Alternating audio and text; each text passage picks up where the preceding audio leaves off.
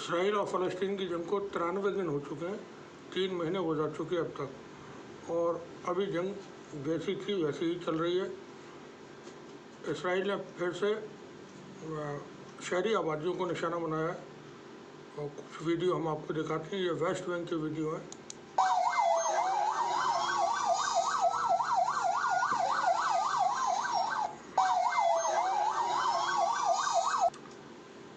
ये एक बहुत छोटा सा वीडियो है, जेनिन से है। यहाँ पर इसराइल का एक वाहन क्षतिग्रस्त होकर के पड़ा हुआ है, देखें।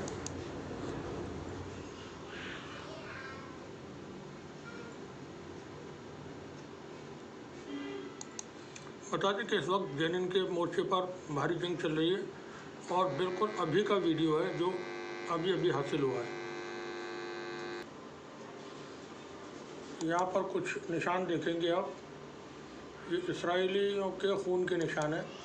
जो वाहन उनका अभी उड़ाया गया है उसके बाद की तस्वीरें हैं।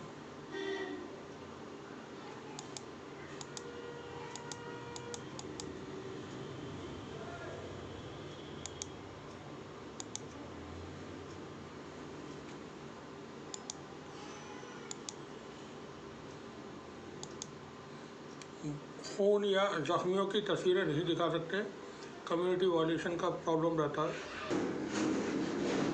ये जंग का ये वीडियो नेब्लस का है।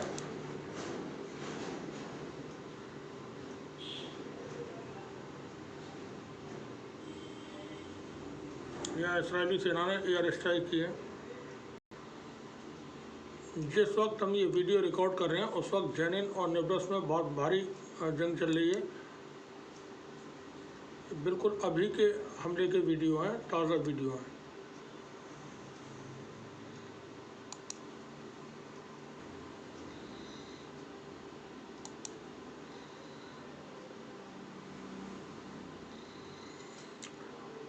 इसराइली सेना एयर स्ट्राइक कर रही है और उसमें ये भारी तबाही अब शहरी इलाकों को निशाना बना करके हो रही है, तो यहाँ भारी नुकसान होने के अंदेशे हैं।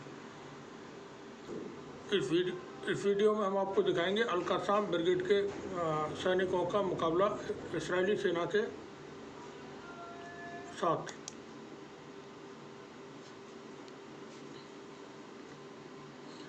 ये वीडियो वेस्ट बैंक से है।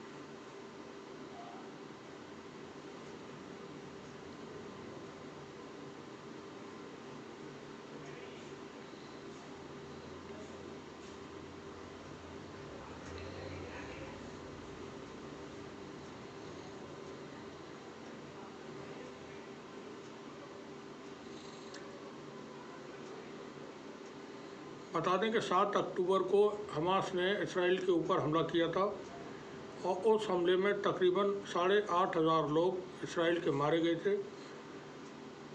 इसराइल की तरफ से वो तादाद बहुत कम बताई गई थी, लेकिन जो असल जानकारी है उसके मुताबिक 8,800 से ज़्यादा लोग उसमें मारे गए थे और तकरीबन 2,000 के करीब इसराइली सैनिक थे। 550 के करीब वो लोग थे जिनको हमास के सैनिकों ने बंधक बना लिया था। इसराइल के लोग जो हॉस्टेज किए गए थे उनकी तादाद तकरीबन 550 थी। जिसके बाद इसराइल ने 25 अक्टूबर को पूरी तैयारी करने के बाद तकरीबन 20 दिन की तैयारी के साथ हमास के ख़िलाफ़ ज़मीनी ऑपरेशन शुरू किया था। ये ऑपरेशन इस उम्मीद के साथ और इस मकसद के साथ और इस दावे के साथ शुरू किया गया था कि हम हमास को पूरी तरह से नेस्त नाबूद कर देंगे 1 हफ्ते के अंदर। 93 दिन जंग को हो गए। जंग अभी आप देख रहे हैं किस तरह की शिद्दत के साथ चल रही है और हमास का अभी कोई ख़ास नुकसान नहीं हुआ है। यहाँ पर ये वीडियो गाज़ा से है। तो बता रहे थे कि हमास का भी कोई ख़ास नुकसान नहीं हुआ है। जंग के दौरान इस वक्त एंटनी ब्लिंकन अमेरिकी विदेश मंत्री मिडिल ईस्ट के दौरे पर पहुंचे हुए हैं और ये उनका एक लंबा दौरा है। सबसे पहले वो तुर्की पहुंचे हुए हैं, तुर्की के बाद अदन जाएंगे, उसके बाद यूएई, फिर इसराइल के बाद वेस्ट बैंक और फिर जॉर्डन। इस बीच में वो 1 दिन के लिए ग्रीस भी जाएंगे। अभी एक एंटनी ब्लिंकन का बड़ा अहम दौरा है। यहाँ पर वो परमानेंट सॉल्यूशन के लिए पहुँचे हुए हैं, पूरा प्रस्ताव लेकर के पहुँचे हुए हैं। और आज उनकी मुलाकात तुर्की के राष्ट्रपति तैयब एर्दोगान से हुई है, साथ ही तुर्की के विदेश मंत्री से भी हुई है। और ये बड़ी अहम मुलाकात है जिसमें चीज़ें डिस्कस हो रही हैं गाज़ा में सीज फायर के लिए, बल्कि परमानेंट सीज फायर के लिए। और उसमें कुछ इस तरह के भी प्रस्ताव हैं कि हमास के लोग हथियार डालेंगे और वहाँ पर एक सेना नियुक्त की जाएगी अमेरिका की अगुवाई में, जिसमें अरब के भी देश होंगे और बाकी मुल्कों की सेनाएं भी होंगी, और वो पीस फोर्स की तरह काम करेगी। और हमास और फ़लस्तीन अथॉरिटी मिल कर के एक नई अलग सरकार, केयर टेकर सरकार बनेगी वहाँ पर। इस वीडियो में आप देखेंगे, ये वीडियो इसराइल पर हिजबुल्लाह के हमले का है। तो हम बता रहे थे कि एंटनी ब्लिंकन इस वक्त तुर्की में है और तुर्की के बाद वो अदन जाएंगे। एक लंबा सफ़र है उनका ये, तकरीबन शायद आखिरी सफ़र है। इस बार कोई अगर हल नहीं निकलता है तो फिर ये जंग आगे बढ़ेगी और बहुत भयानक तरीके से ये हो सकती है, बड़ी जंग में तब्दील हो सकती है। और जो मेन प्लेयर्स हैं फिर उनकी एंट्री जंग में हो जाएगी, ऐसा माना जा रहा है। क्योंकि एंटनी ब्लिंकन का ये जो दौरा है वो बहुत ही ज़्यादा अहम है और इसमें कुछ ना कुछ पॉजिटिव आना चाहिए। इसराइल के साथ प्रॉब्लम है और वो इस जंग को चाहता है कि आगे चलती रहे।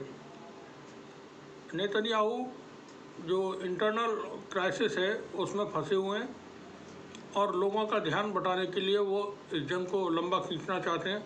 वहीं अमेरिका इस जंग को इस वक्त स्टॉप करना चाहता है, रोकना चाहता है।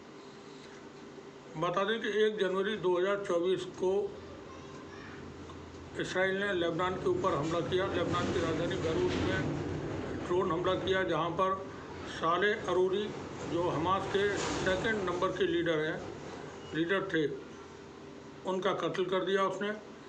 और ये एक बड़ी शहादत मानी जा रही है फ़लस्तीन के अंदर। सालेह अरूरी पॉलिटिकल विंग के 2nd पोजीशन के लीडर थे, इस्माइल हनिया के बाद उनका नंबर आता था।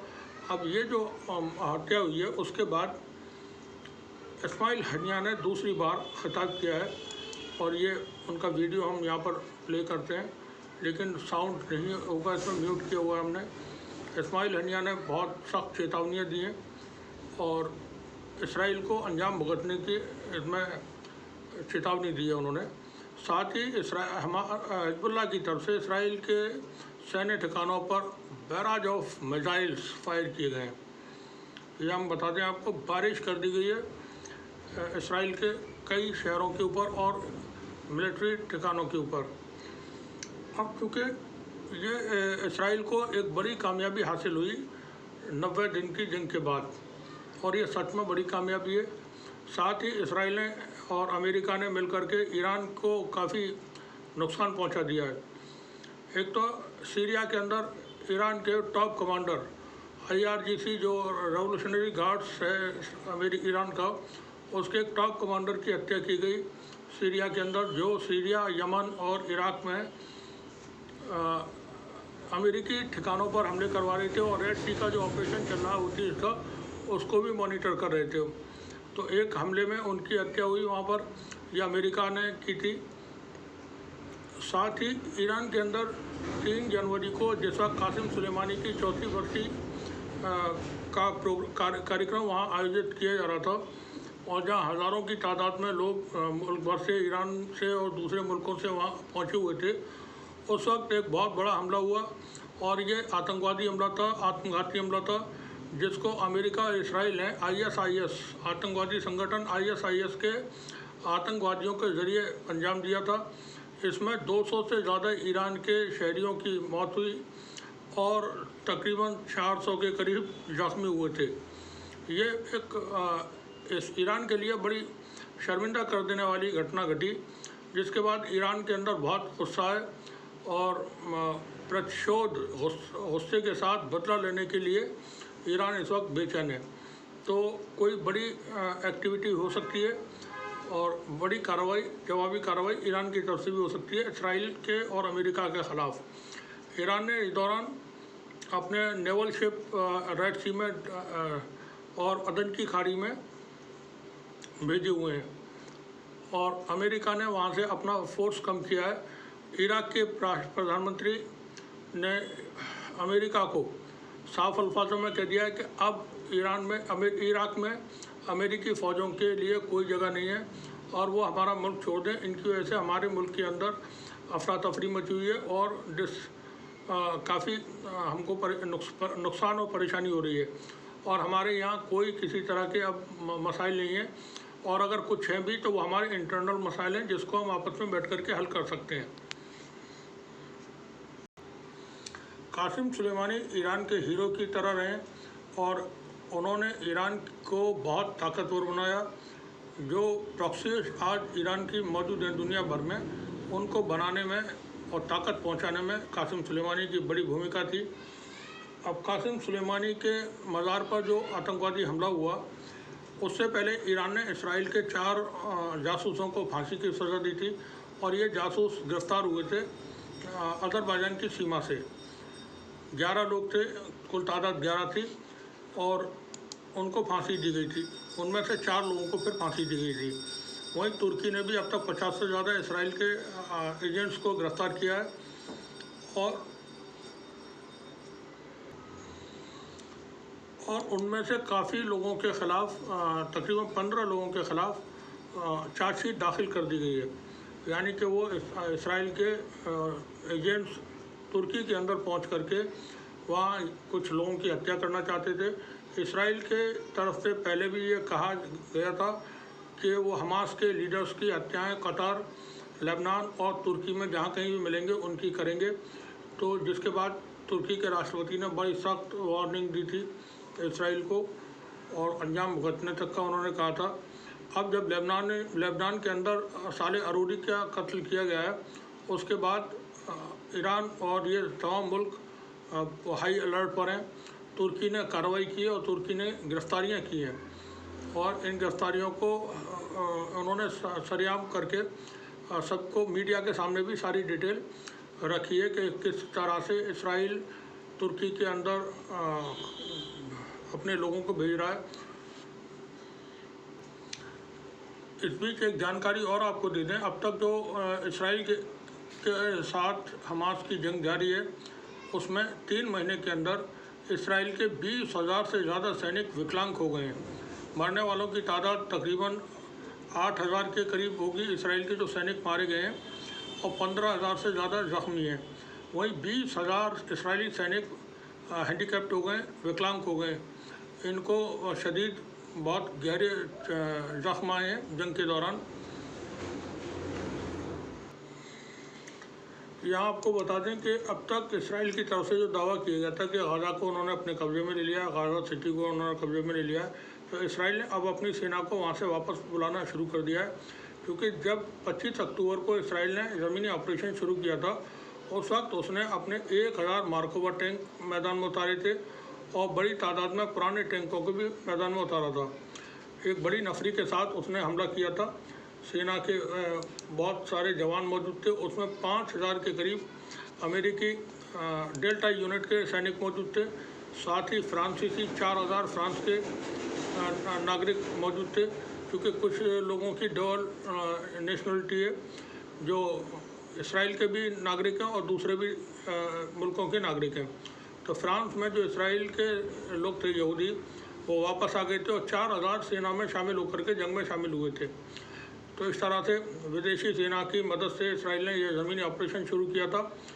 ज़मीनी ऑपरेशन शुरू होने के बाद इसराइल को उम्मीद थी कि हम बहुत जल्दी से हमास को ख़त्म कर देंगे और अपने बंधकों को रिहा करा लेंगे, लेकिन वो किसी भी अपने ऐसे किसी मकसद में कामयाब नहीं हुआ। अब जब उसकी कैजुअल्टीज़ बहुत ज़्यादा हुई हैं और जो 1000 टैंक्स उसने मैदान में उतारे थे, तकरीबन 700 से ज़्यादा टैंक उसके तबाह हो चुके हैं, बर्बाद हो चुके हैं और वो अब जंग के लायक नहीं बचे हैं। तो इसराइल के पास हथियारों की भी कमी है, लेकिन वो कमी पूरी हो जाती है अमेरिका की तरफ से। उसे वक्त वक्त पे बड़ी रसद मिल जाती है, बड़ी खेप पहुंच जाती है। तो ऐसे में इसराइल ने गाज़ा को खाली करने का शुरू कर दिया और अपने सैनिकों को वहाँ से वापस बुला रहा है, और उसका पूरा फोकस खान यूनुस और रफ़ा और वेस्ट बैंक जैसे इलाकों पर है। और वो उसकी कोशिश ये है कि यहाँ जिस तरह की तबाही उसने गाज़ा में की थी, तमाम शहरी आबादी को तबाह कर दिया, तकरीबन 80% मकान जो थे वो सब बुलडोज हो गए हैं, सब पूरी तरह से एयर स्ट्राइक्स में तबाह हो चुके हैं, और लोग टेंटों में कैंपों में रहने को मजबूर हैं। तो इसी तरह की सूरत हाल वो बाकी के इलाकों में भी करें। इस दौरान जैसा हमने बताया कि तुर्की ने 50 से ज़्यादा लोगों को हिरासत में लिया हुआ है, इसराइल के एजेंट्स को। अब जो ब्लिंकन पहुंचे हुए हैं, एंटनी ब्लिंकन, थोड़ी सी उनकी बात किए लेते हैं। उन्होंने साफ कर दिया है कि 2 स्टेट सॉल्यूशन होकर के रहेगा, और गाज़ा फ़लस्तीन एक मुल्क के तौर पर रहेगा। किसी तरह का उसके ऊपर किसी का भी कंट्रोल नहीं होगा। फ़लस्तीन के ऊपर फ़लस्तीनी नागरिकों का कंट्रोल रहेगा। अब यहाँ से इसराइल का जो एक हुआ करता था ग्रेटर इसराइल, वो उसका ख्वाब चकनाचूर हो गया पूरी तरह से, क्योंकि अब अमेरिका नहीं चाहता कि किसी भी तरह से ये जंग जो है ज़्यादा लंबी खींचे। अमेरिका पहले से ही कई मोर्चों पर उलझा हुआ है।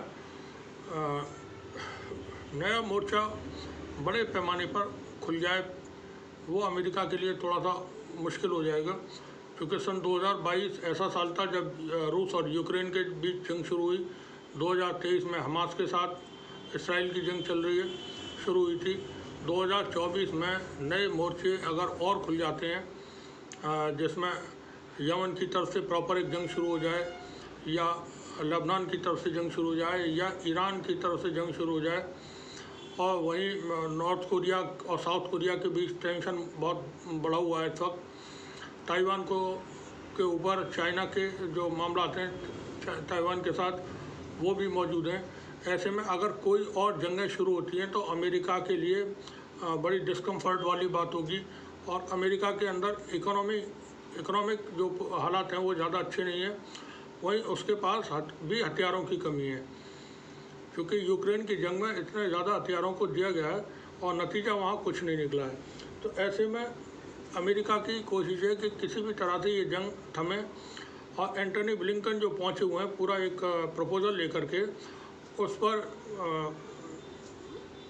इसराइल एग्री होगा नहीं होगा ये अभी नहीं कह सकते हैं, क्योंकि इसराइल को अथॉरिटी है, वो इसको चाहे तो रिजेक्ट कर दे, लेकिन उम्मीद ये है कि अमेरिकी प्रस्ताव को शायद वो रिजेक्ट करे।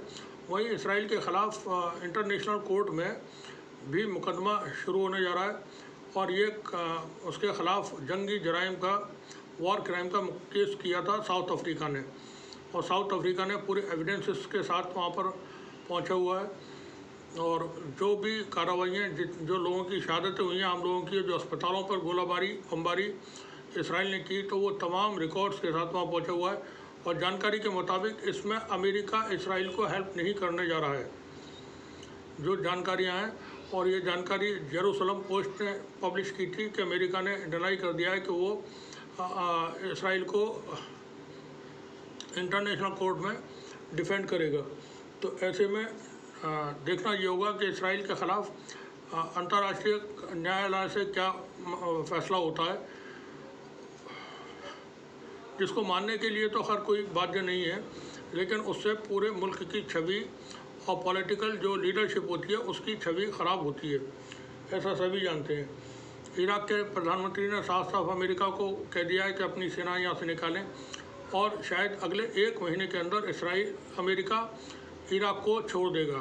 बड़ा मुश्किल होता है किसी भी जगह पर अपना बेस बनाना और फिर उसको छोड़ करके जाना, और उससे भी बदनामी होती है और पोजीशन ख़राब होती है। वहीं बता दें कि भारत के एक नेवल शिप को सोमाली कज़ाक ने हिरासत में ले लिया था या हाईजैक कर लिया था। ये समुद्री लुटेरे हैं, सोमालिया के हैं, कज़ाक। अब ये उस जगह से लिया था जहाँ पर कई सारे मुल्कों की नेवी वॉच करती हैं, समंदर में निगरानी करती हैं। उसमें भारत की भी है, अमेरिका की भी है, फ्रांस है, ब्रिटेन है और कई सारे मुल्कों की हैं। तो वहाँ से इस नेवल शिप को, भारत के को, जिसका नाम लीला था, जिस पर टोटल 21 लोग सवार थे, उसको हिरासत में ले लिया था, यानी कि बंधक बना लिया था। इसके बाद भारत की तरफ से एक ऑपरेशन शुरू किया गया। मार्कोस, जो भारत के मैरीन कमांडोज हैं, उन्होंने ये ऑपरेशन किया था और उन्होंने पूरी कामयाबी के साथ इस शिप को बरामद कर लिया है, हासिल कर लिया है और वापस भारत वो लाया जा चुका है। किसी भी तरह की कोई कैजुअलिटी, कोई गोली नहीं चली जिस वक्त इसकी बरामदगी की गई। ये तस्वीरें हैं जब सेक्रेटरी एंटनी ब्लिंकन तुर्की के राष्ट्रपति से आज मुलाकात की है। तो हम बता रहे थे लीला के लिए कि लीला को जिस वक्त बरामद किया मार्कोस ने, उस वक्त किसी तरह का कोई रेसिस्टेंस किसी तरफ से नहीं हुआ, कोई गोली नहीं चली और बहुत ही कामयाबी के साथ उसको बरामद कर लिया गया। तो हालात जो हैं, जो जंग के 93 दिन के जो चीज़ें थी वो हमने आपको बताने की कोशिश की। हुतीस की तरफ से रेड सी में कार्रवाइयाँ हो रही हैं और बड़ी कार्रवाइयाँ हो रही हैं। अमेरिका को लेकर के सऊदी अरब बहुत नाराज़ है, बहुत खफा है और एंटनी ब्लिंकन जो पहुंचे हुए हैं वो सऊदी अरब नहीं जा रहे हैं, ये हम बताते हैं आपको, क्योंकि पिछली बार भी क्राउन प्रिंस मोहम्मद बिन सलमान ने इनको 1 घंटे नहीं, 2 घंटे नहीं, पूरे 1 रात इंतज़ार करवा दिया था और मुलाकात नहीं की थी। अभी भी सऊदी अरब अमेरिका को लेकर के बहुत गुस्से में है। अमेरिका का कहना, सऊदी अरब का कहना यह है कि अमेरिका दबाव नहीं डाल रहा है इसराइल के ऊपर और इसराइल अपनी मनमानी किए जा रहा है और खून खराबा बहुत ज़्यादा हो रहा है फ़लस्तीन के अंदर, फ़लस्तीनी आम नागरिकों का। हमास का जो टनल्स वगैरह का था, अभी तक कोई इसराइल को कामयाबी नहीं मिली है। हाँ, एक जो बड़ी कामयाबी मिली है वो साले अरूरी की शहादत है और वहीं दूसरी कामयाबी नए साल में थोड़ा सा कामयाबी मिली है अमेरिका और इसराइल के फ्रंट को। साले अरूरी को कत्ल किया इन्होंने और साथ ही ईरान के अंदर जो ब्लास्ट किया है वो भी इनकी कामयाबी कही जाएगी। तो ये 2 बड़ी कामयाबियाँ हासिल हुई हैं इनको। वहीं इराक के सीरिया के अंदर ईरान के एक वरिष्ठ कमांडर की भी हत्या अमेरिका ने की स्ट्राइक में। तो ये 2-3 कामयाबियाँ इनको हासिल हुई हैं, इसके अलावा कोई बड़ी कामयाबी इनको हासिल नहीं हुई है। टनल्स वगैरह की बात थी, तो टनल्स ना ही तो टनल्स साथ आई हैं और ना ही और चीज़ें। वहीं टॉक्स अभी भी चल रहे हैं और ये टॉक्स जॉर्डन के अंदर चल रहे थे, जो साले अरूरी के हत्या के बाद पूरी तरह से रुक गए हैं। जॉर्डन के अंदर, इजिप्ट के अंदर, लेबनान के अंदर साले अरूरी की शहादत के बाद बहुत बड़े प्रोटेस्ट हुए। साथ ही कतर वगैरह में, कतर को लेकर के इसराइल ने बड़े गंभीर आरोप लगाए हैं और कहा है कि हमास के पीछे कतर भी शामिल है और कतर की तरफ से उसको फाइनेंशियल मदद की जाती है। और अल जज़ीरा के ऊपर भी उसने आरोप लगाए कि अल जज़ीरा हमास को सपोर्ट करता है और हमास को प्रचारित करता है, हमास की खबरें दिखाता है, हमास के ऊपर जुल्म की खबरें दिखाता है। तो इसराइल इस वक्त फंसा हुआ है। जंग को जल्दी से जल्दी इसको रोकना चाहिए। अगर अभी एंटनी ब्लिंकन के बाद कोई मसौदा नहीं तैयार हुआ तो फिर ये जंग बढ़ेगी, उसमें फिर बड़े प्लेयर्स जो हैं वो मैदान में आएंगे, ऐसा माना जा रहा है। ये अब तक की कुछ ख़ास जानकारियाँ थी जो हमने इस रिपोर्ट में बताने की कोशिश की। आप सभी का बहुत बहुत शुक्रिया।